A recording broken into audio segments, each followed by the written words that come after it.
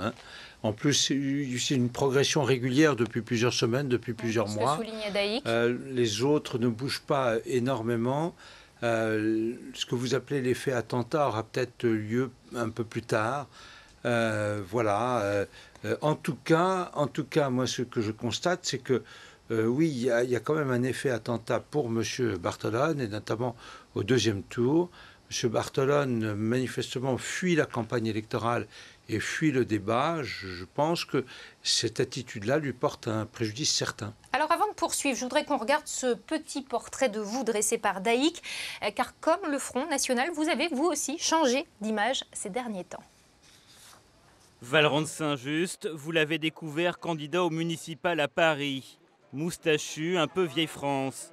Vous le retrouvez barbu, au top de la mode hipster, candidat au régional. Un nouveau look décliné sous forme de logo. Saint-Just ou le candidat swag? Celui qui est détendu, voilà. Celui qui est un peu décontracté.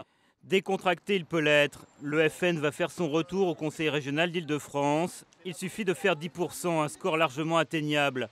Vu l'implantation du FN en seconde couronne lors des derniers scrutins, Saint-Just, candidat des Champs. C'est là où les Franciliens souffrent le plus. Il ambitionne aussi d'être un candidat des villes. Son arme, une affiche sur la banlieue. Affiche qu'il juge aujourd'hui visionnaire. Après avoir suspendu sa campagne après les attentats, il est reparti ce week-end au bazooka, déclarant que les politiques en place sont bien plus responsables que les assassins, violents et démagogiques. Décontracté, Vallerand de Saint-Just, vraiment, si la barbe rassure, son nouveau visage n'est peut-être pas aussi cool que cela.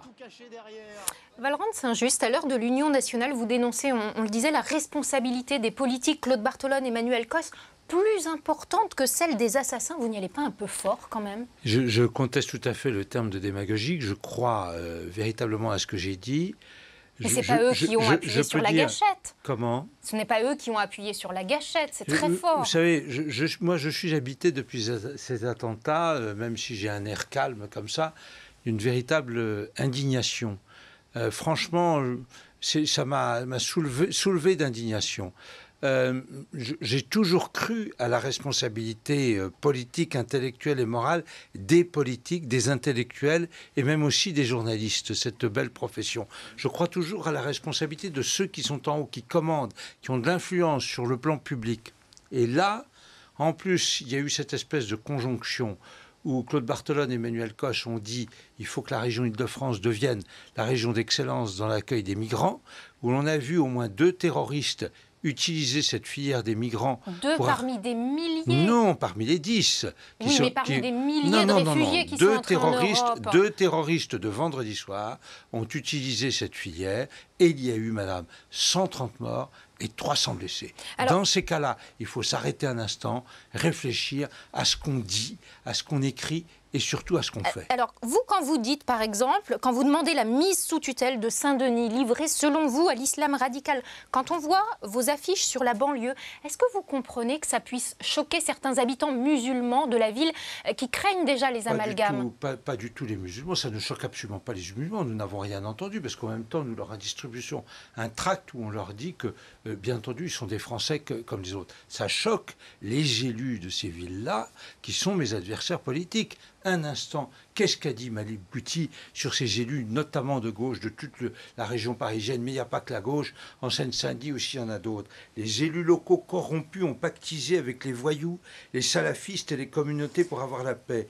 Nous ne pouvons plus laisser prospérer les supermarchés de la drogue dans nos cités, dont on voit que les élus entretiennent des filières où gangsters et islamo-nazis se donnent la main. Malek Bouti, Parti socialiste. Qu'est-ce que vous dites aux musulmans qui aujourd'hui craignent les amalgames? Eh bien, de notre côté, il n'y en aura pas. Nous avons fait un texte dans notre tract où on leur dit, premièrement, vous, Français de confession musulmane, vous êtes Français comme les autres. Deuxièmement, vous devez respecter les règles de la laïcité française et les us et les coutumes françaises. C'est ce que nous avons lu. Montré par notre affiche percutante avec cette jeune fille en burqa. Vallerand de Saint-Just, vous parlez, on l'entend, hein, et à juste titre, sans doute, beaucoup de sécurité.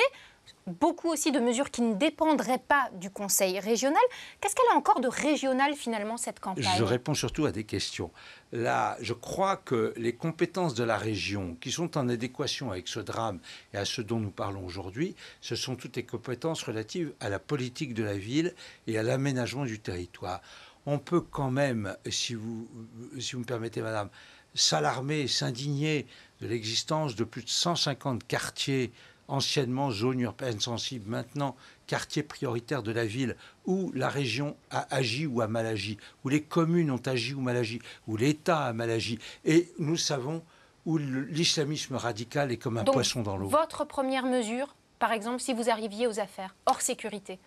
Hors sécurité, ma première mesure, c'est une mesure en ce qui concerne l'action économique vers les entrepreneurs et vers l'emploi pour leur permettre de sortir de leurs difficultés de trésorerie qui, à mon avis, vont faire que s'aggraver avec la période que nous connaissons. Merci beaucoup, Vallerand de Saint-Just, d'avoir répondu ce soir à notre invitation. À l'autre bout de l'échiquier politique, le Front de gauche.